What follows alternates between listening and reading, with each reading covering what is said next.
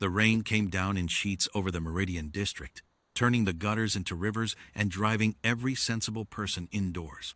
Marcus Webb was not, by anyone's definition, a sensible person, which was why he was still out at 11:47 p.m., hunched under a second-hand jacket, taking the long way home from his shift at the transit depot. He almost stepped on her. She was tucked against the base of a trash recycler, knees pulled to her chest, four thin arms wrapped around herself in the particular way of someone trying to disappear. Her skin, if it could be called skin, was a pale, bioluminescent blue that had gone dull with cold, the soft glow barely visible beneath the grime of the street. She was small, very small. The top of her head would have reached Marcus's hip, and her three eyes were scrunched shut, silver lashes plastered flat against her cheeks by the rain. She was crying. He knew the sound instantly, because some sounds don't need translation. Marcus stood there for 3 full seconds, rain hammering his shoulders, and performed the fast internal calculation that humans do when they find something unexpected and heartbreaking. Is this my problem? Can I keep walking? Can I live with myself? If I do? He already knew the answer. He'd always been the kind of man who stopped. He crouched down, keeping his movements slow and visible the way his grandmother had taught him to move around frightened animals and frightened people, she'd said. Because sometimes the difference is just dignity. "Hey," he said softly. "Hey, you okay?" Her three eyes opened. The irises were amber, shot through with thin filaments of gold, and they were absolutely enormous with terror. She scrambled back until the recycler stopped her, all 4 arms braced against it. "Easy," Marcus said.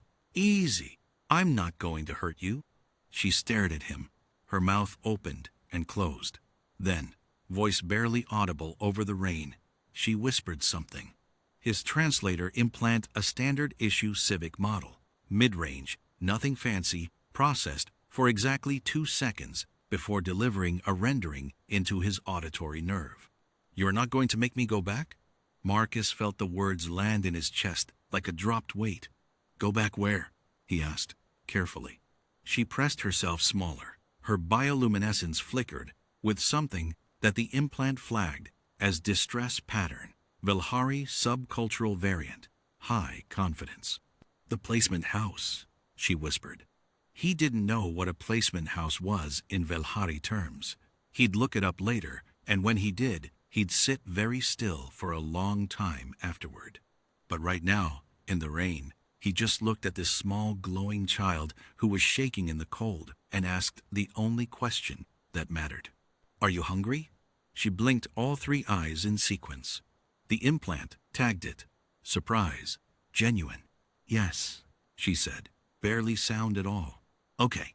Marcus stood up slowly and held out his hand, his left hand. He remembered reading somewhere that Velhari considered the left hand the hand of offering, the right the hand of demand. He wasn't sure if he'd remembered correctly. He held it out anyway. "My apartment's 4 blocks. You can eat something. Get warm. We'll figure the rest out after." She looked at his hand for a long time.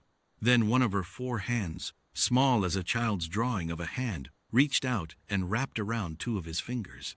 Her name, she told him once they were inside and she had a bowl of reheated lentil soup in front of her, was Sela. She was 9 years old in standard years, which his implant clarified meant something closer to 11 in developmental terms. She'd come to Earth 6 months ago on a resettlement transit. Her home colony had been in the Velhari expanse, and what had happened there was a subject she did not discuss, and Marcus did not push. She ate the soup with 2 hands and watched him with all 3 eyes while he made tea. "You live alone," she said. It wasn't a question. "Yeah," Marcus said. "Just me." "Why?" He laughed. A short, quiet thing. Just how it worked out. He set a mug of tea on the table beside her and sat across from her. "What happened tonight? Why were you out there?" She looked at the soup. "I ran away." "From the placement house?" She nodded, slow and deliberate.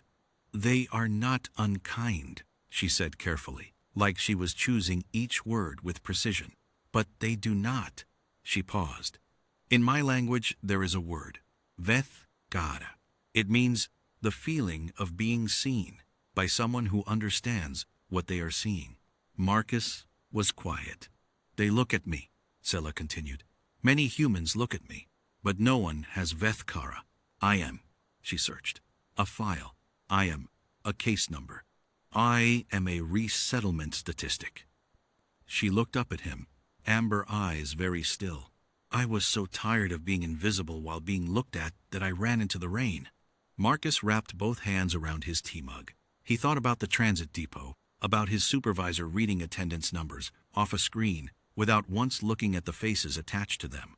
He thought about his mother's last years in the care system. He thought about being 22 and invisible in a room full of people who were technically paying attention to him. I know what that feels like, he said. She searched his face. Her bioluminescence had recovered a little. The blue was back, soft and tentative, like the pilot light of something larger. You do, she said. Not a question this time. Yeah, he nodded. It's a terrible feeling. She picked up the tea mug with two hands, mirroring him, and looked at it for a moment. The soup was good, she said. Thank you, Marcus Webb. He'd never told her his last name. You read my mail pile, he said. It is on the door, she said, and something shifted in her expression, something small and careful, the first distant cousin of a smile.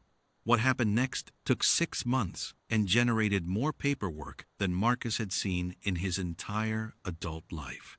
It turned out that the Civic Resettlement Authority for Non-Human Minors was chronically understaffed, that there were 47 Velhari children in a processing backlog, and that temporary custodial approval for a human co-guardian required exactly 9 forms, 2 background checks, a home inspection, a cultural competency evaluation, and a formal endorsement from a Velhari community elder, the last of which was obtained through a contact of a contact, an elderly Velhari woman named Thessia, who showed up at Marcus's apartment, inspected it for 2 hours without speaking, looked at him for a long measuring moment, and said, in carefully enunciated standard, "You are not spectacular, but you are steady.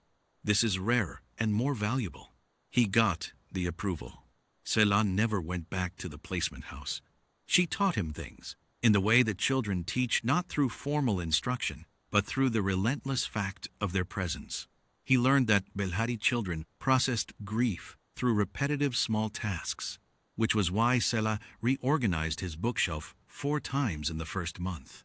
He learned that her bioluminescence cycled through specific colors for specific emotional states, gold for curiosity, green for contentment, a particular red-tinged purple that he eventually identified as the color she turned when he said something she thought was funny but didn't want to admit it. He learned that she was brilliant at mathematics and indifferent to literature until he read to her out loud, at which point she became furious and devoted, correcting his interpretation of character motivations with the certainty of someone who had thought harder about this than anyone.